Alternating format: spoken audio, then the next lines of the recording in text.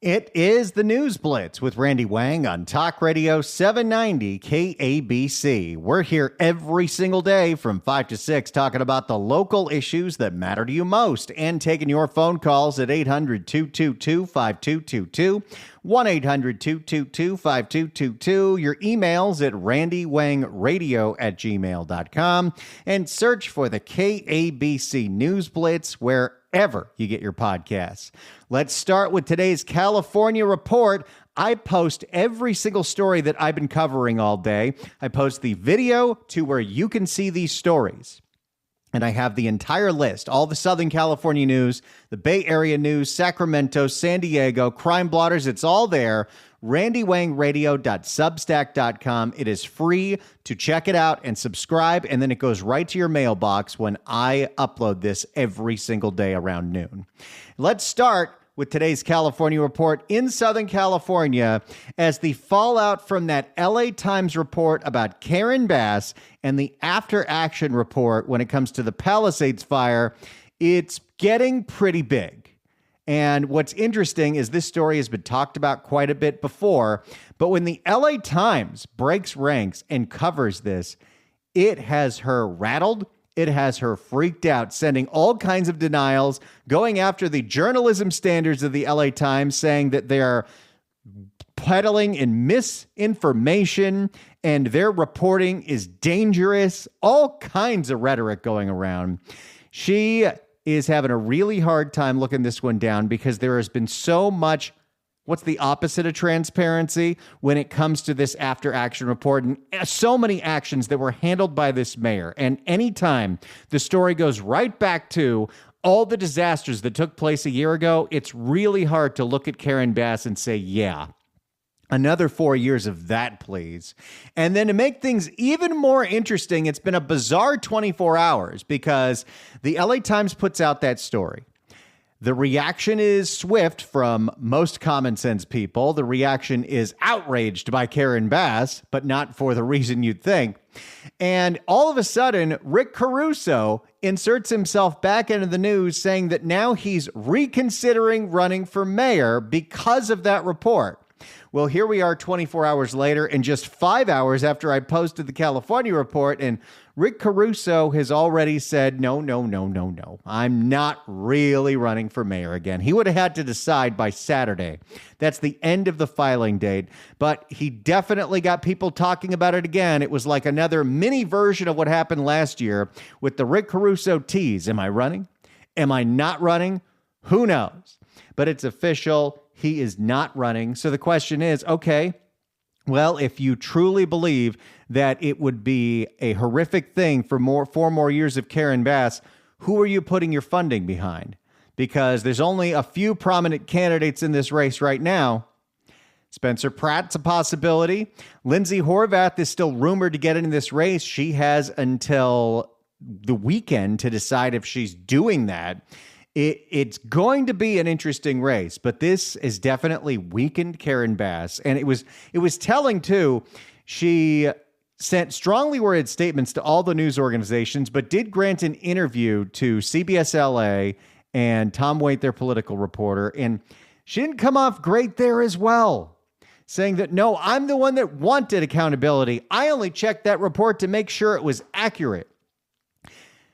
It sure looks like she thought the city was going to face lots of legal responsibility for that fire, as they should, and decided to water it down.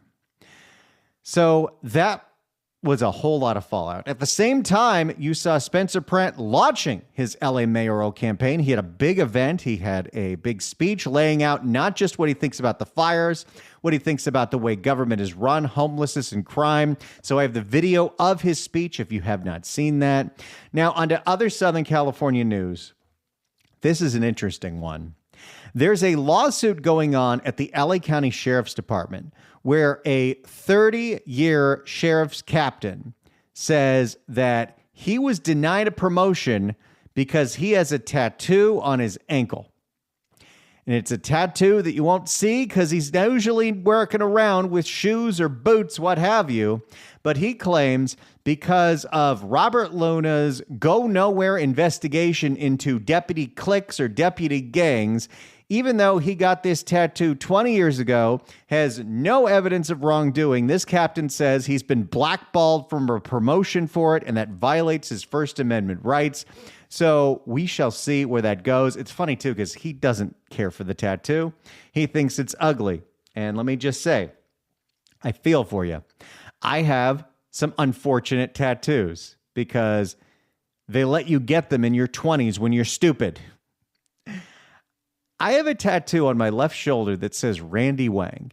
It is so stupid. It is so ugly. It is in red and black ink. And every time I'm in a pool, I have to explain myself. Someday I'm going to get that tattoo removed. Someday. It might be difficult because of the colors, but I don't want to live with this thing forever. I've got the other tattoo, which is the logo of the Pretty Good Podcast. I'm fine with that one. A story that we covered earlier this year was what had happened in Orange County to the Westminster Mall, which closed officially a few months ago and is going to be redeveloped. But what happens when you abandon a mall and it's closed? Someone finds their way in there, the word spreads on the internet, and all of a sudden it became the hotbed for vandalism and graffiti, where every corner of this once thriving mall has been tarnished to look like blight. They finally finished the transaction to where this has now been turned over to a developer. They're going to be practically demolishing this thing and turning it into a residential complex, which is great. Because I will say, with all the nonsense that we hear about how we're in a housing shortage and the only way to build more housing is to tear down old apartment buildings to build taller ones or tear down single-family homes to put in apartment buildings, we do have a glut of malls. It's okay. We can admit it. Do you know how many Macy's are within a 1 mile like a 3 mile radius of where I'm broadcasting from right now? There's just maybe too many. And maybe we overdid it with the malls, considering that a lot of shopping is done online, but that's a lot of space. There is a lot of room where we can actually develop things. And I love the idea of mixed use, like the plan they're coming up with the Burbank Mall. Have some shopping, but have some residential there, because ultimately we know the way that a lot of this retail shopping is going. Some malls can make it, but we definitely have too many. And I don't know about this one. As much as I really enjoy flying and always feel confident on a commercial airline, Los Angeles is starting to play with the idea of air taxis. In fact, students at CSU Long Beach are actually in a program to learn how to pilot potential air taxis, which, if you've not seen these things, they kind of look like gigantic drones. And I don't know about that, because I know how much training pilots have to go through, how many backup systems there are and co-pilots. If the average person can just get their own flying car or air taxi, and we know how Los Angeles drivers drive, and now the kind of horrific accidents that we see in 2 dimensions will be in 3 dimensions, yeah, I don't know about that one. But I also don't know, with the air traffic controller shortage that we have, how do you manage the airspace of a whole other grid of, I would assume, flying at much lower altitude air taxis?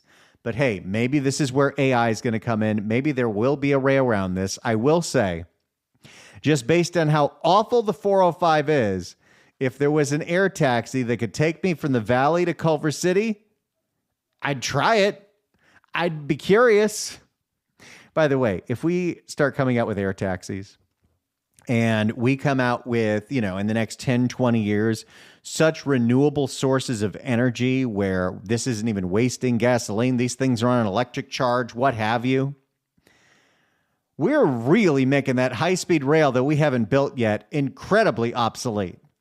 Let's move on to the Bay Area, where we're still on strike watch, but now we have an official strike date for San Francisco Unified, as the union representing teachers at SF Unified has said if they don't get exactly what they want, if they don't get a deal by February 9th, They're going on strike. So we'll keep an eye on that. For the most part, the Bay Area has been very quiet this week because every single story in the news is about Super Bowl, which of course it is because the Super Bowl's in the Bay Area and there's lots of events and lots of things to talk about. And that's great. Let's go to Sacramento news, where yesterday it was announced that the U.S. Supreme Court has allowed Prop 50 to move forward. The maps are going to be used in the 2026 midterms, the 2028 election, and the 2030 election. And then I guess at that point, it's supposed to go back and look. I guess what the Supreme Court was saying well, Texas did it for political reasons. That's fine. California did it for political reasons. That's fine. I don't like this process at all. I really wish that, the federal government would be an adult in this. And Kevin Kiley's bill would have gotten actually put on the House floor because I think enough people would have read the room and passed it. Now, would it actually go all the way through? Probably not. But I hate this whole concept. There should be independent redistricting commissions in every single state. But here we are. It's tit for tat. And this is what 2026 is going to be about. It is going to make for some really interesting races. Speaking of Kevin Kiley has to decide which of the 6 districts that his got chopped up into he wants to run. And a lot of them are put in a way where he's at a severe disadvantage unless he runs in the safe district that he could be in. But that would pit him against another Republican, Tom McClintock. You're seeing a similar situation go on in Orange County, where Ken Calvert, who represented a lot of Riverside, he's been redistricted to a point where now he's going to run for the same seat as Young Kim in Orange County. And yes, when redistricting and the census comes around for 2030 and California loses population, which is expected to lose enough population to warrant 3 or 4 seats, this is all going to happen all over again for the Democrats. But here's where we are. The arms race continues. The Texas maps can go forward. The California maps can go forward. And of course, Prop 50 was a big win for Gavin Newsom. He campaigned up and down the state. He raised a whole bunch of money, and it passed by double digits in almost every single county. And of course, that put him on the national stage to start talking about him in the eyes of a presidential candidate. But something interesting happened. In Sacramento, there was a press conference by labor leaders, including everyone's favorite Lorena Gonzalez, who had a warning for Gavin. We're not going to support your ambitions unless you do something about AI taking away our jabs, which I don't think Sacramento or Gavin Newsom is equipped to do. Technology evolves way faster than governments can regulate it. That's just how this is going to go. I'm not sure what exactly it is Gavin is going to be able to do, if anything, considering he's got to play the balancing act of, do I piss off labor or do I piss off big tech? And who's got bigger pockets at this point? So we'll be following that one for sure. And how about this? In Placer County, they are trying to consider banning the sale of plastic use water bottles in the Tahoe Basin because, well, there's a lot of littering. And I'm divided on this. One, I think you should be going after the litterers and the polluters, but also I thought it was going to be a terrible situation when they banned plastic water bottles at LAX. But you know what? They're still single-serving water bottles. They're now just all made of aluminum. And I actually like them better because they're colder in the fridge. So you can, if plastic's the problem, if that's the issue, if it's not littering, but it's just that they're littering plastic, there are other ways for us to consume single-use water, whether it's through aluminum cans, whether it's through paper boxes. So I don't have a major problem with that, but still I wish they would just go after the litterers, but we're not going to do that. When we come back, as we cover today's California report, I've got a bizarre story involving the weirdest thing anyone has ever bought on Amazon. It's the News Blitz with Randy Wang on KABC. It's the News Blitz with Randy Wang on KABC. We're going through today's California report, my curated list of all the stories that I thought matter in the state of California. You can get it every day for free by going to randywangradio.substack.com. In Sacramento, A man wanted something very unusual. He spent $2,000 on a portable bathroom on Amazon. And he had a little beef with Amazon when they sent him a picture of delivery completed, and the picture was not of the bathroom, and it was not his porch, because they sent him a picture of a tiny little package at someone else's house. And that led him to go through a nightmare situation of emailing back and forth with Amazon, of trying to call them, being like, what is going on? What happened? Where is my portable bathroom? He ended up getting ABC 10 in Sacramento involved, and they helped him get a refund because this portable bathroom never came. And in the story, the man who was wronged by the third-party seller on Amazon was like, I already spent thousands of dollars to get in the plumbing and all the wiring for this portable bathroom. And I just kept thinking to myself, if you're willing to do all of that, why are you cheaping out by buying the product itself on Amazon?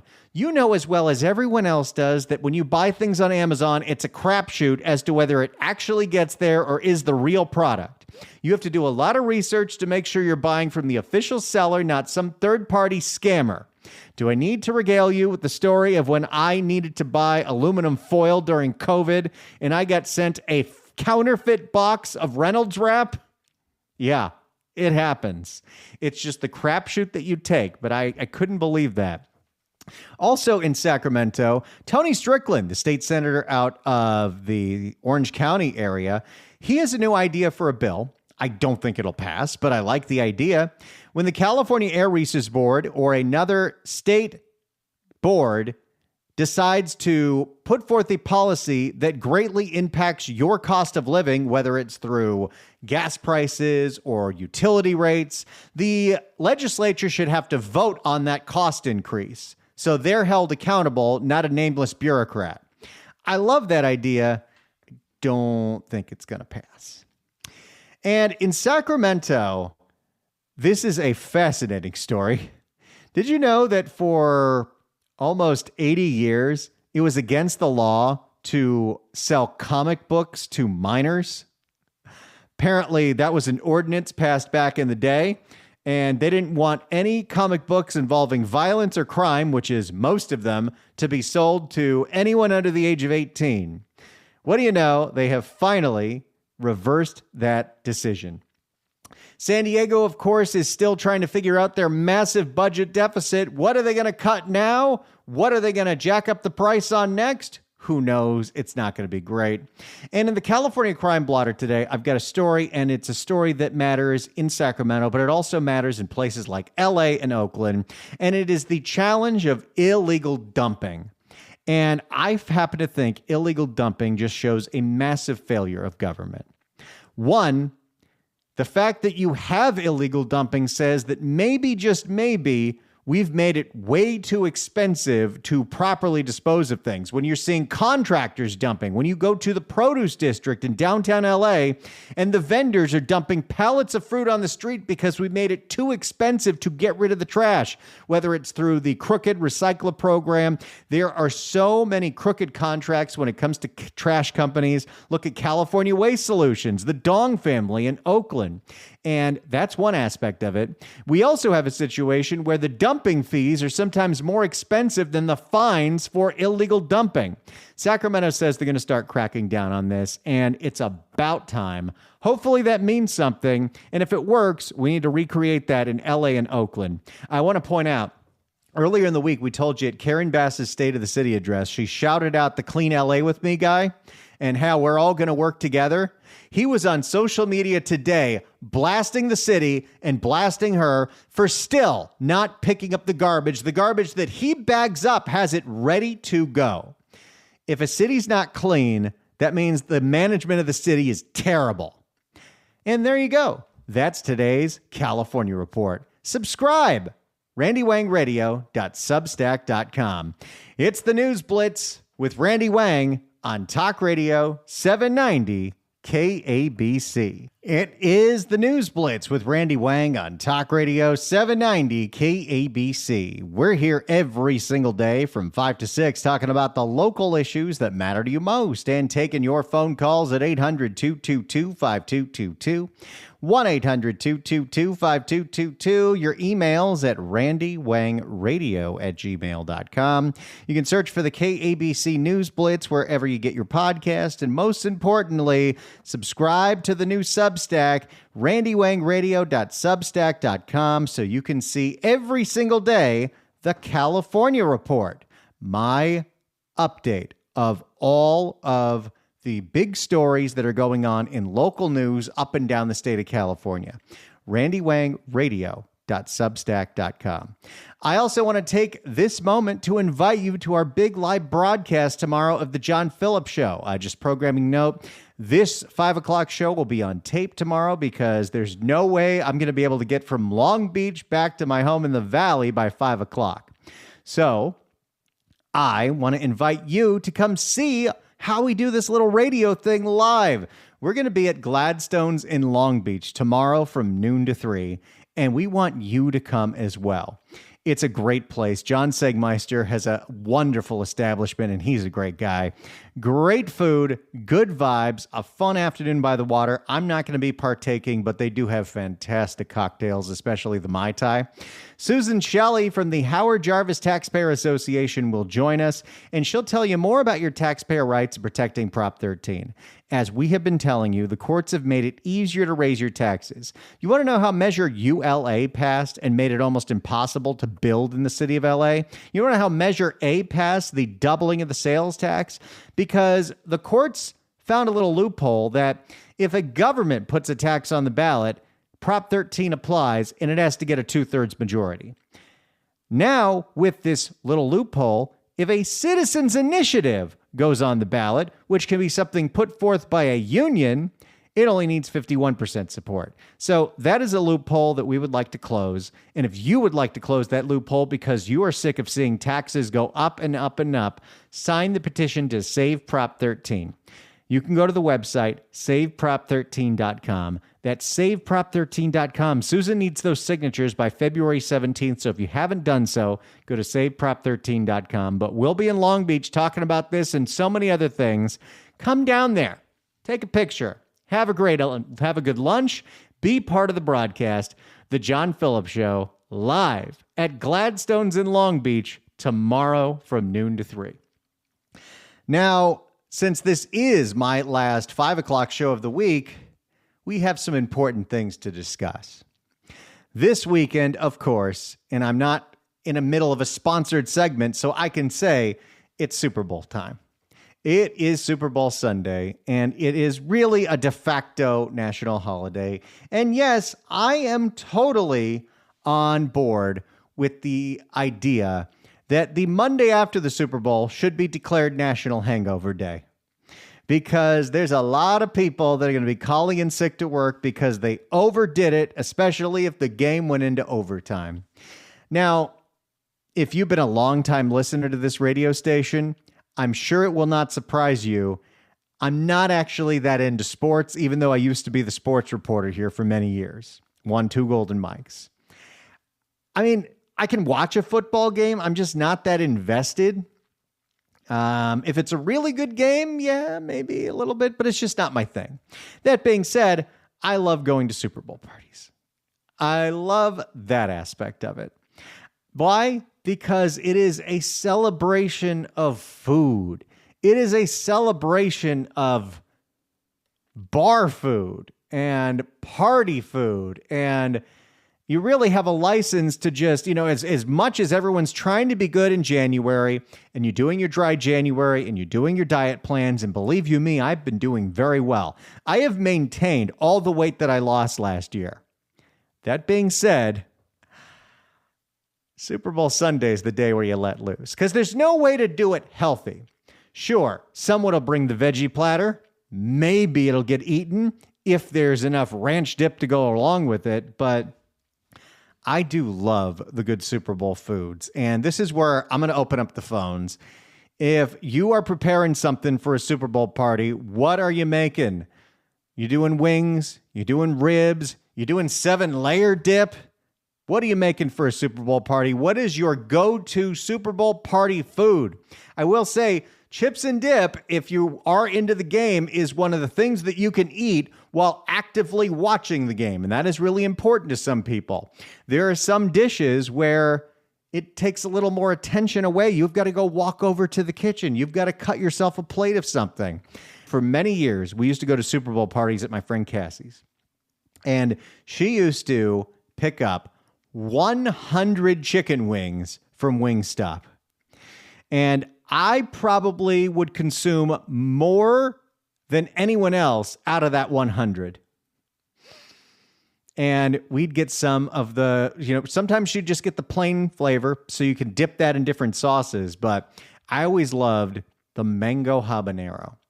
It was just a little too spicy, but I like that. I like the challenge in it. And I don't know what it is. When they're really, really, really spicy and you eat them cold out of the fridge the next day and they're still spicy, there's just something special about that. But I love those. I also love the salt and vinegar ones. And I also, it's not just Wingstop. I also love Buffalo Wild Wings. I love chicken wings. Don't eat nearly enough of them, but I am a big fan of chicken wings.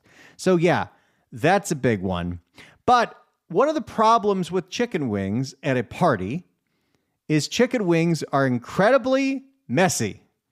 And so you're going to have to make sure you start stuffing cocktail napkins in your pocket because there's only so many to go around. I've had ribs at Super Bowl parties. Same issue. Ribs are kind of messy, but ribs are delicious. And if you have someone that makes them really well, and my buddy down the street, he makes them great, right off of the bone. Do love a good rib. I haven't made ribs in a while. I feel like that's something I need to do this year. Getting back into all my smoking, and I haven't done ribs in the longest, so I think that's going to happen. Sometimes Trader Joe's will have a rack of ribs, and it's not that expensive. I've said chips and dips are a must. My wife, I will say this, and I am biased, but my wife makes the best guacamole ever. Except, Mondo, our screener. But I actually haven't ever tried Mondo's. At some point, I'm going to have to. But she makes a very lime tart guacamole, and it is so great with chips. I have tried to recreate it several times. I can come close, but really when she makes it, it's something special. And if you want to level it up just a little more, make the guacamole just one layer of a 7-layer dip. And I'm talking about an old school 7-layer dip where you go to the chip section at your grocery store and you get those cans of Fritos bean dip, and that's one of the layers. Then you've got your sour cream with taco seasoning. That's one of the layers. You've got your guac. You've got your olives and your onions and your cheese. 7-layer dip is special. That's another thing that my wife gets requests for at like parties at her barn is, hey, can you bring the 7-layer dip? And then she'll bring some home of whatever's left over, and I just get to nosh on it. So love me a good 7-layer dip. Pizza, can't go wrong with pizza at a Super Bowl party, especially if it's the kind of pizza where it's very easy to just hold, fold in half, munch on it. You'll lose count of how many slices you have. Tacos. I think my buddy's party this weekend, they're going to have, on top of everything else, a taco bar. So very excited about that. But what I'm going to be making this year is this will be the 3rd year in a row where I decided Super Bowl is for one specific dish. It is something that requires a lot of patience, a lot of skill, but I'm looking forward to it, and I'm going to tell you all about it next. It's the News Blitz with Randy Wang on KABC. So I told you that this weekend, it was the first time I fired up my smoker in a while because I wanted to make sure it works for specifically this weekend. So I did a pulled pork, and it was incredible. And we still have leftovers of it, actually. It was on a great sale, too. And sometimes I did it with my Rudy's barbecue sauce from Texas. Other times we did it with the Salt Lake barbecue sauce, also from Texas. And I'm not just 100% partial to Texas because my wife is from Texas. I have neighbors, and one of my close friends is from Memphis, and he has brought me many times bottles of Rendezvous. Rendezvous is a fantastic barbecue sauce. Big fan of that one. But this weekend, I will be, for the first time in a year, doing a brisket. And I am excited. I get more confident in my brisket making every year because my wife, who is Texan, says that it's good. And believe you me, she has no reason to lie to me. She will tell me to my face if I didn't make something right. So when she says I'm doing a good job in the brisket, it makes me pretty proud. Now, the last couple of years I was getting, I've done brisket from a whole bunch of different places. Last couple of years I did Snake River Farms. I also like Wild Fork, the place where you get all the frozen meat. They'll have a fully trimmed brisket, which is easy, but then you don't have the fat to turn into your own tallow. But again, easy. But I've been really enjoying steaks lately from this place, First Light Farms, and it is New Zealand Wagyu beef. And I love their flat iron steaks. We get them at Lazy Acres out in Los Feliz. And I just happened to look on their website. Do they have a brisket? And they do. And it was much more affordable than the one at Snake River, which can be very expensive. Wagyu brisket is not cheap, which is why this is a once a year occasion. So I bought this brisket.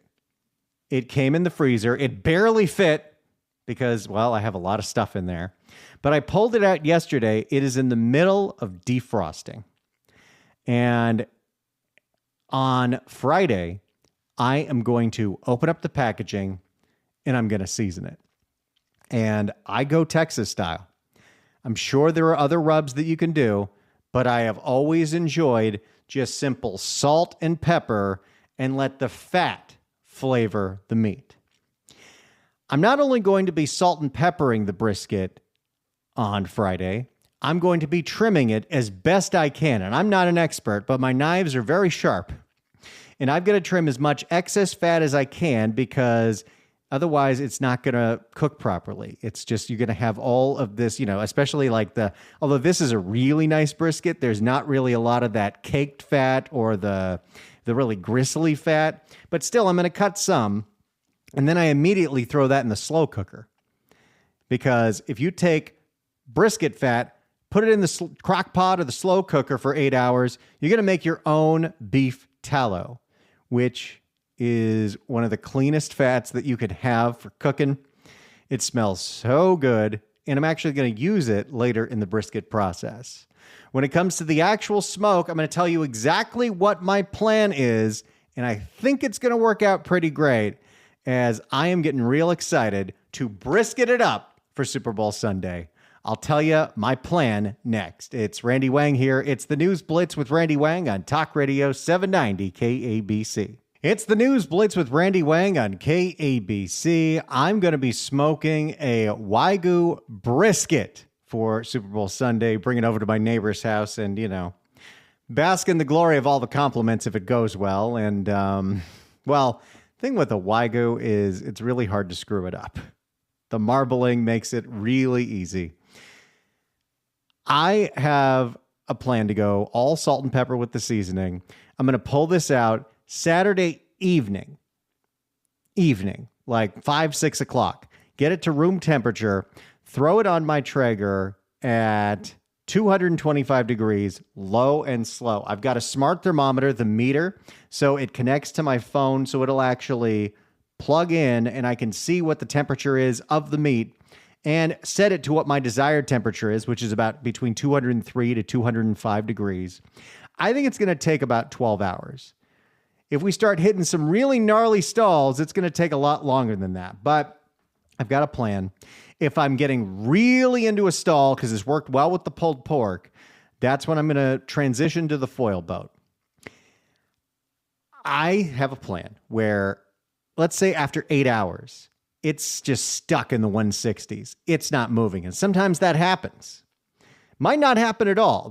We'll find out. But if that does happen, I bought a barbecue foil tray. I'm going to put the brisket in there after it's got a significant amount of smoke on the crust. So 8 hours worth. And then I'm going to take some of that tallow that I made the day before. I'm going to put it all at the bottom of that pan. So it's going to be basting in its own tallow, and we'll put it back in covered, see if that helps. Now that it's covered, if I need to increase the temperature, I will. I don't have to unless it's starting to look like, because I want to make sure if we're serving this at 2:30 on Sunday, that I have 3 to 4 hours to rest this thing. So ideally, I want this done around 10:30, between 10:30 and 11:30 in the morning. And that might work. The last time I did one, it was a much bigger one. This is a 9-pounder. Last time I did like a 14-pounder, and it took like 20 hours. Might have been a little dried out on the inside, but it was still delicious because it was Wagyu. And then I'm going to bring it in that tray, bring a knife. People can slice what they'd like to slice. They can have the Texas way. You go a little bit of the lean on one side from the flat, a little bit of the fatty side from the point, your barbecue sauce of choice. I wonder if I should make coleslaw. No, that's too much. There's going to be plenty of food. The only thing I need to provide is the brisket. And I'm going to report back to you on how it is and all the other food that I consume. Now, what do I drink with a brisket? Probably some good barbecue wine. You know what? We went to Carmel about a year ago. And in Monterey County, there's some great wineries. There's this one that we didn't love it, but there were a few wines that were really interesting called Manzoni. And they had this Zinfandel where it almost tasted like there was a little bit of a smoke taint, but I think it was on purpose. And we're like, that would be really good with brisket. So maybe we open one of those, and maybe we open a Syrah, and my neighbors have a ton of wine. It'll be great. Also be fine with beer or whiskey, but a nice steak wine goes great with brisket. It's the News Blitz with Randy Wang on KABC.